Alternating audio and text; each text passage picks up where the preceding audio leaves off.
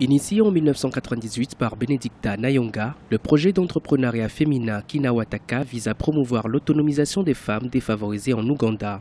Depuis plusieurs années, cette ancienne employée de banque s'investit dans la confection d'articles à base d'objets plastiques. Consternée par l'énorme quantité de déchets à Kampala et notamment dans le bidonville de Kinawataka où elle réside, Benedicta a eu l'idée de recycler des pailles en plastique et de leur donner une nouvelle utilité. En confectionnant des sacs, des tapis, des nattes et autres articles en plastique, cela permettrait de protéger l'environnement.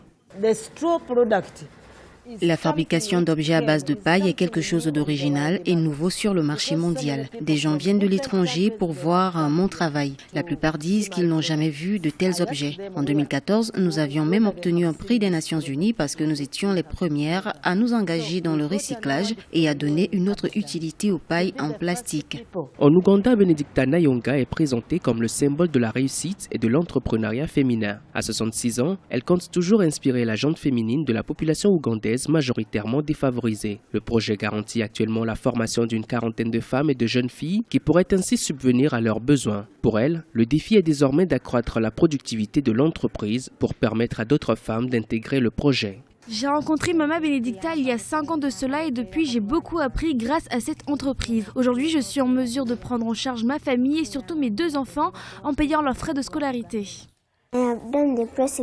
J'apprends à tisser des pailles depuis que j'ai 9 ans. Maman m'a beaucoup aidée et je suis très heureuse. Maintenant, je peux moi-même acheter des choses qui me plaisent.